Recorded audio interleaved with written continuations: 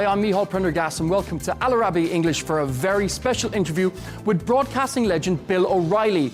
We'll discuss President Trump's push to release the Epstein files, the escalating tensions between key conservative figures such as Tucker Carlson and Ben Shapiro, over Tucker's interview with Nick Fuentes, which is fueling a debate over the America First movement, as well as Bill O'Reilly's perspective on President Trump's clashes with Marjorie Taylor Greene, Trump's legal battle with the BBC, Elon Musk's impact on new media, and last but not least, we'll hear about Bill's excellent new book, Confronting Evil.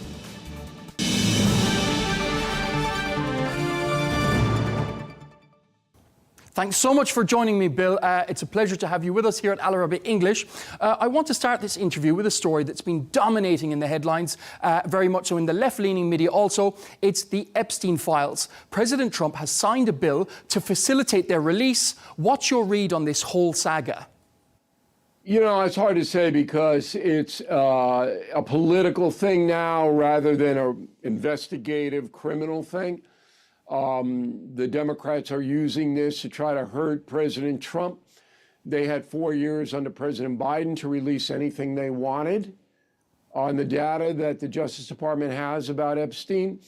Democrats didn't care about it then. So why do they care about it now? So you got that whole political shroud. My point is that if you do release things, and I did talk to President Trump about this eye to eye, I was at the White House and he asked me about it. I said, look, if it's vetted, if the Justice Department is convinced that there was an incident involving Epstein and whoever, you got to put it out.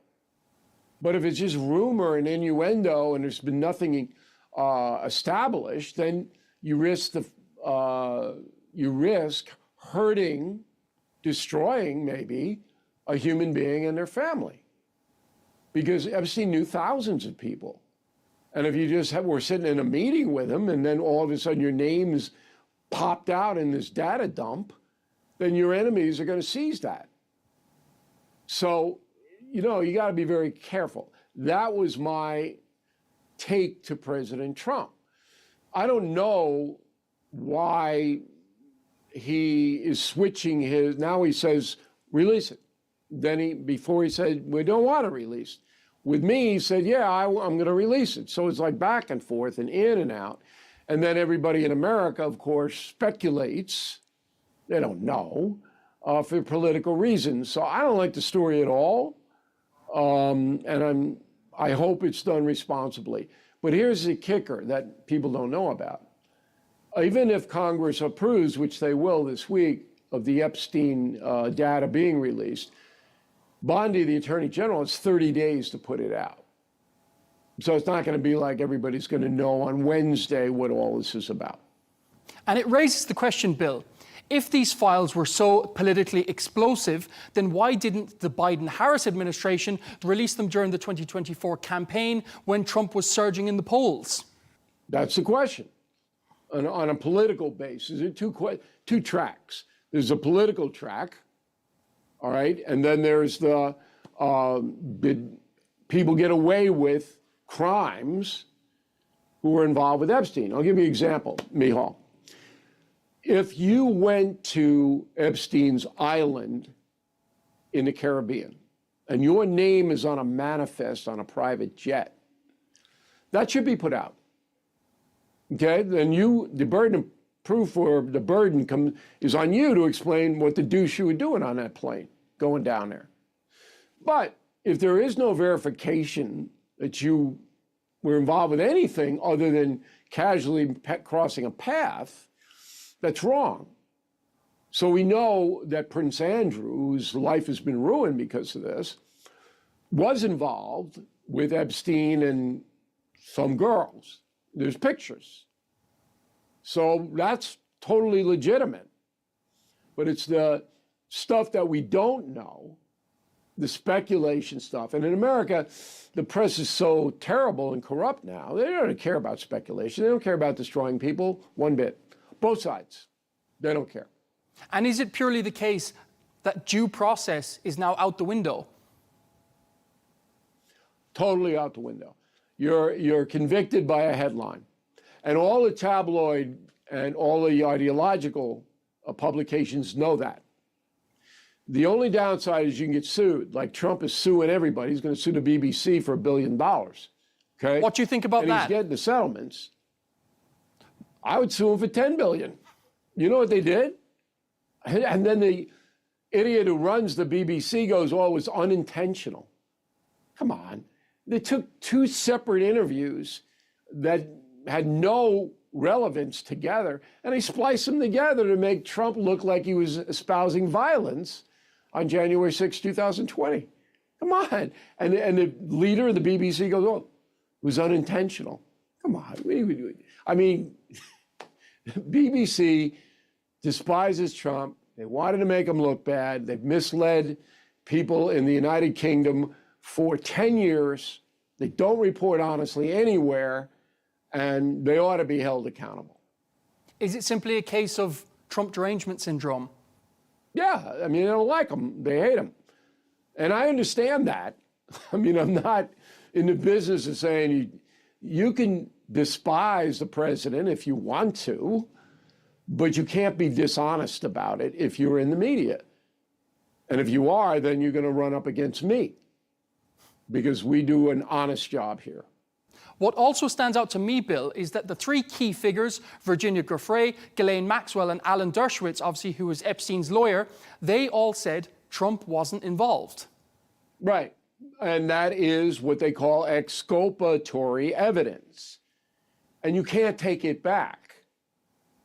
So if you were to make a case or try that Donald Trump is somehow involved, the case would get thrown out immediately because of those three things. Those three people testifying, it didn't happen. They're the three principal witnesses. So it's beyond a reasonable doubt. But again, does the press care about that? No. The press is in business in America to make money. The easiest way to make money is to talk to your choir, people who believe what they want to believe, who already have convicted Trump of 1,000 crimes. Just tell them bad things about Trump. They'll watch us or read us. We'll make money. That's what's going on here. Alan Dershowitz, obviously, who is Epstein's lawyer, he says he asked directly whether Trump was involved. Epstein said no. How does that land with you in the wider context of the investigation? Well, look, I'm a innocent until proven guilty guy. So, I mean, I listen to Dershowitz when he talks about the case, but does it influence my thinking about it? Only in the sense that it's another voice on the record. And right now, in America, again, people believe what they want to believe. They don't care if there's overwhelming evidence. They don't change their minds, many of them. So Trump's guilty. I know he did something. Okay. There's a huge conspiracy population here in the States. And that's all they live for is the next conspiracy. So that's where we are on this one. Donald Trump won a historic election just over a year ago, yet the MAGA movement and the wider Republican Party now appear deeply divided. In your view, what is driving this internal split? I don't see it that way. I'm not a party guy. I don't really care what both parties do here in America as far as positioning themselves.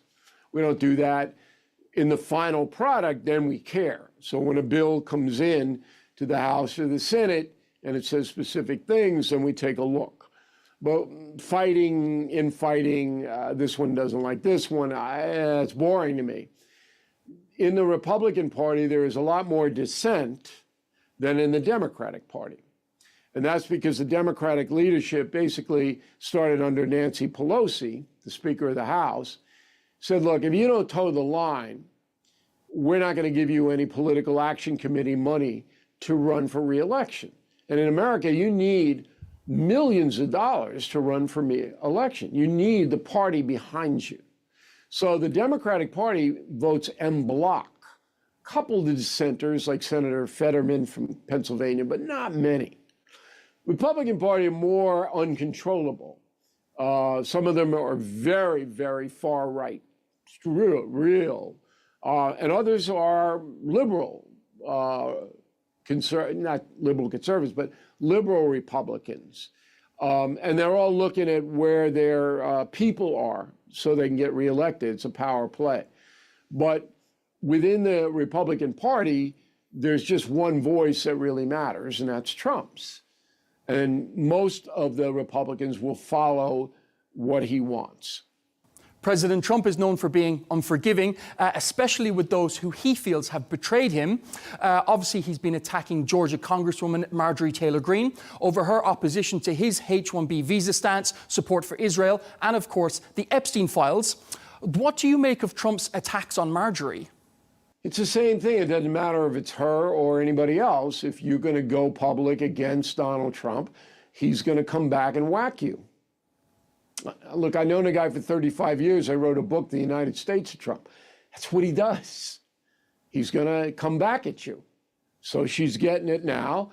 Don't be surprised if there's détente down the road. They make up and they're friends again or whatever. But again, I don't even care. That doesn't bother me, or because it doesn't really affect my audience. Doesn't have any negative or positive vibe, if you want to use a current word, to what people are going through every day. You know, higher prices in the grocery stores, that's the big issue in America. And then, you know, Putin in China, that's important too. But what Marjorie Taylor Greene says, people don't even know who she is. And in terms of the vibe, as you just said, is it the case that the Epstein files is a huge distraction away from these serious geopolitical topics, as you said, Russia and China? No, I don't think Trump pays that much attention. It's annoying to him, and that's why he wants to get it out of the way this week, which he will. But look, I talk to the president occasionally. I know where he is on pretty much every issue. And China is the #1 foreign policy issue. Putin is 2. And he's, you know, got his strategy well thought out there. And the Epstein stuff is a trifle compared to those two. We're seeing a clear rift on the right. You've got figures like Tucker Carlson and Candace Owens and Thomas Massie on one side, Mark Levine, Ben Shapiro on the other. Surely the only winners from this rift are the Democrats. I'm a winner from the war. People come and watch me in vast numbers because they're tired of that nonsense. It gets you nowhere. So I'm the big winner because we do fact-based analysis here. We don't do all that crazy conspiracy stuff. We don't run in that circle. And I don't pay much attention to it. My staff said, oh, look at this. And I go, okay, if it's important, bring it to me. If not, I don't care.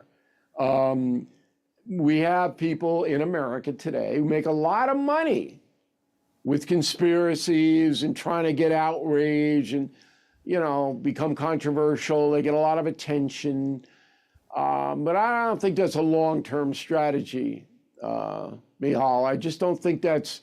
I've been in the business 50 years and we've done exceedingly well all over the world. I don't think that's a strategy for a long-lasting enterprise, just being a bomb thrower and just trying to create chaos every day. Do you think that Tucker Carlson has become a conspiracy theorist? I don't know. I don't see him.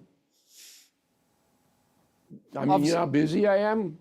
I mean, I don't have time to sit down and watch that stuff. I get reports of it. You know, my staff, every morning we have a big meeting and we go over stuff, but I don't see it. I mean, he's a successful guy. And this is a very competitive industry. And I don't know him that well. I know him because he was in D.C. when I was in New York when we worked for Fox.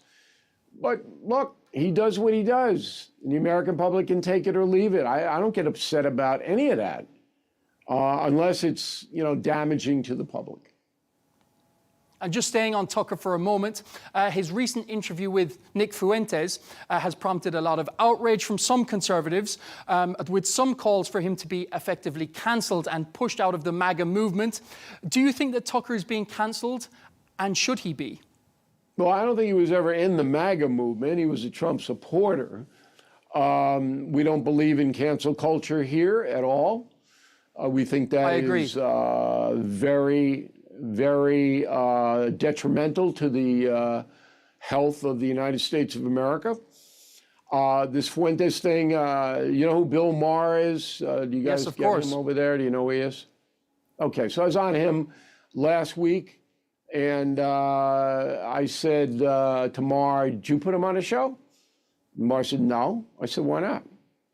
And he said, well, he was far out there. I said, well, let me tell you why I wouldn't put him on my program. Because if anybody who thinks, and I wrote Confronting Evil, as you know, #1 bestseller in America, and Hitler's on a cover, along with Putin, Ayatollah, and Mao, and there's 11 other miscreants inside the book, 15 all told. I said, anybody who's trying to justify Hitler or play down a guy, a mass murderer like that, is either mentally ill, emotionally ill, or he's a charlatan. He's trying to get attention. So why would I put somebody who's not in complete control of their process on? I wouldn't. You know, I can go out to Speaker's Corner in Hyde Park and grab anybody off the play if I wanted to do that. All right. And then if they're just doing it for publicity and money, why would I put them on? Why would I be part of that circus? So there's no reason to put the guy on, because obviously he disqualifies himself when he says, oh, Adolf wasn't that bad. Yeah, Adolf was one of the worst. And you not knowing that disqualifies you, in my opinion. So that's what the discussion was. Do you think Tucker is being cancelled? And should he be? Well, let's put it this way. He gets on my program, he gets a lot of publicity, right? And that helps him. And my audience is a very sophisticated audience. I mean, we don't have people who are wandering around. In order to follow me, you've got to have a frame of reference. You've got to know what's going on, at least partially. So I think that putting a guy like that on is insulting my audience, insulting my audience's intelligence.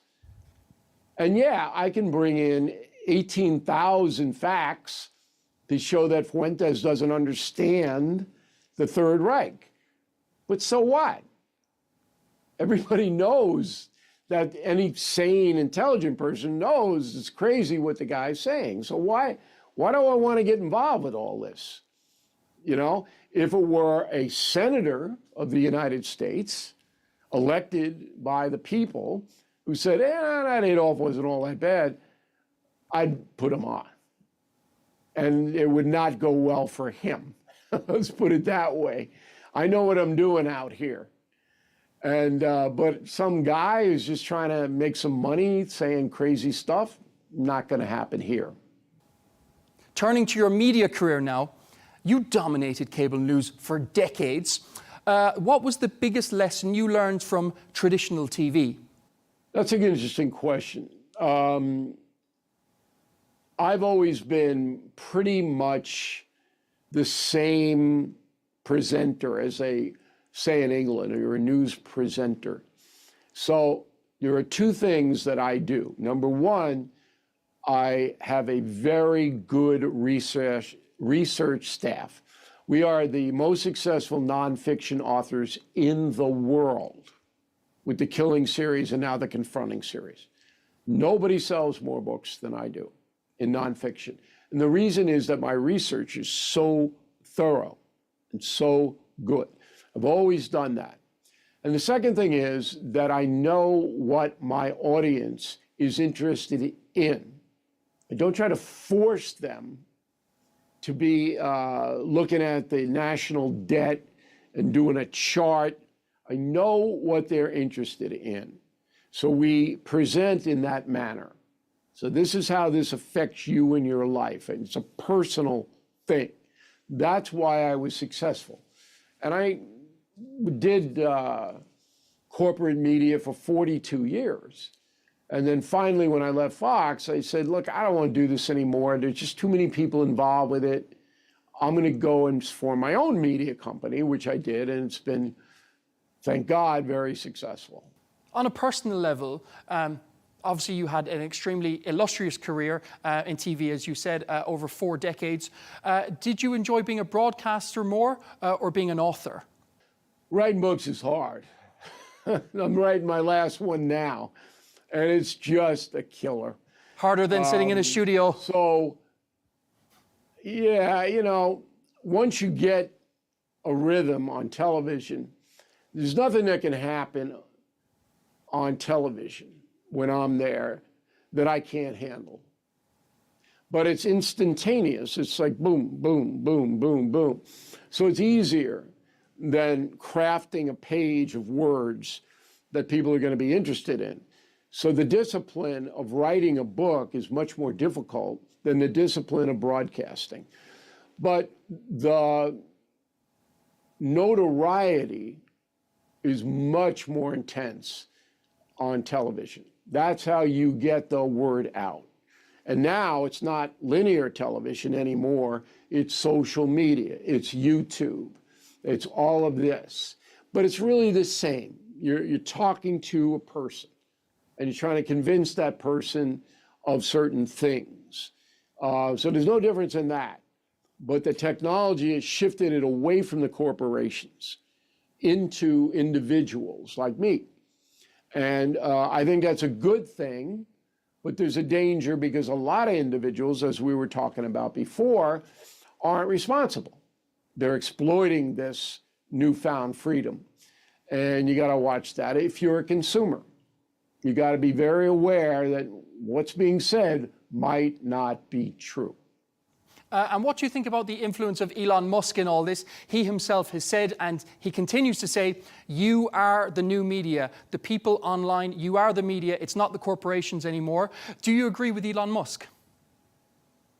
Yes, I think he's right. I think he's a genius in the technical area. I think he's got a good vision. I had an extensive conversation with him in DC a few months ago.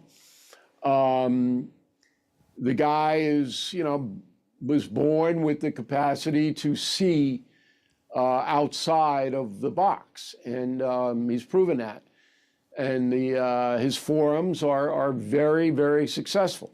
So Musk has contributed a lot to this world, I think. What's the biggest challenge now for journalists navigating social media-driven news? Keeping their jobs. I mean, because all the big media corporations are cutting salaries and cutting jobs. And I get calls every day from people go, where should I go? What should I do? And very, very little opportunity anymore. Where it used to be when I started out, there were lots of jobs. Now there's not. So that's a big challenge. And then when you do get an opportunity, you've got to figure out, I can't sell out. I got to be an honest person. And there's a lot of temptation to just go along to get along. And that's death. You start down that road, it's tough to come back. Looking back, would you have done anything differently moving from TV to digital platforms? I don't know. I took a bunch of people from Fox with me. They were all skilled. We're pretty well organized. I work way too much. So maybe I should have figured out how I didn't have to work this much. Because I'm an old guy and my friends are riding around in golf carts playing pickleball and I'm working 10 hours a day. And I go, how did that happen?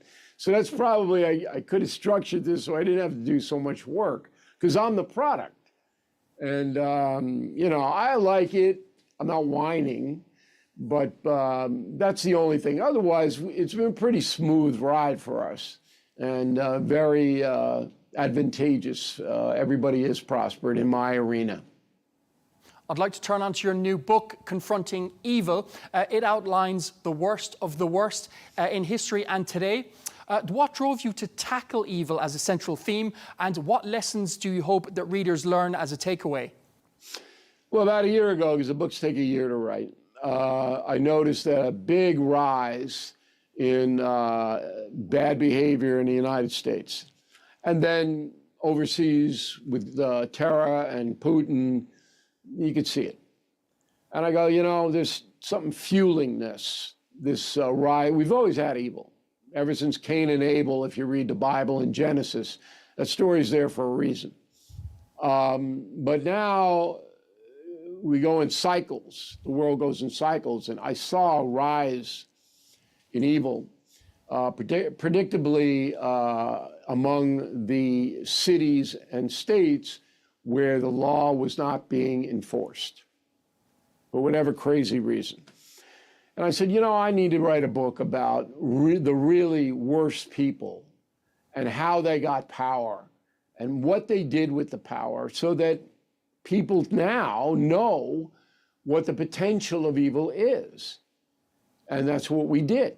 So all 15 miscreants in the book tie into today. Even Caligula, the Roman emperor. The reason that Rome fell and just vanished when it was once the most powerful nation on earth was because the people, the Roman people, allowed it. And that correlates to the United States and Europe today. And we allow far too much evil behavior. And that's the linkage of that. And then every other chapter links into what we're experiencing today. And that's why the book has been a phenomenal bestseller. People go, whoa, I got to pay attention to this now. I got to put my cell phone down in my own neighborhood, my own house sometimes, and confront this evil, because we just don't want it to spread. And as you said, evil has always been part of the human condition. I'd like to pose you the question in terms of the future. AI is having a huge impact. There's a lot of talk around governance, even in the way that AI it can be skewed by the information it's fed. Do you think AI is going to have a positive reaction in the world going forward in terms of rooting out evil? It's a dual track again. So AI is going to really help with medical research and the cure of terrible disease. No question about that.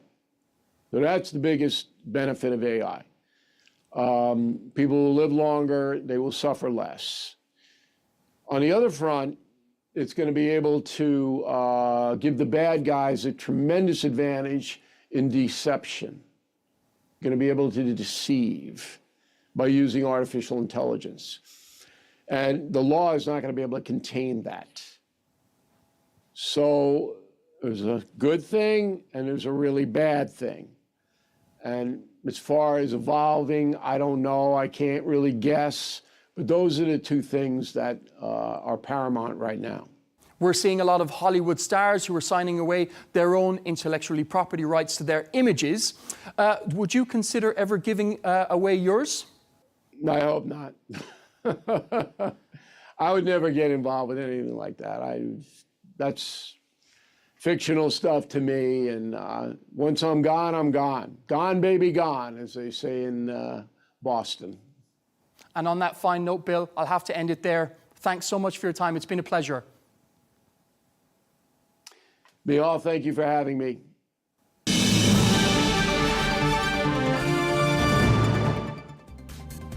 That's all we have time for in Arabiya English today. Thanks for watching, and be sure to join us tomorrow for more exclusive interviews. Until then, goodbye.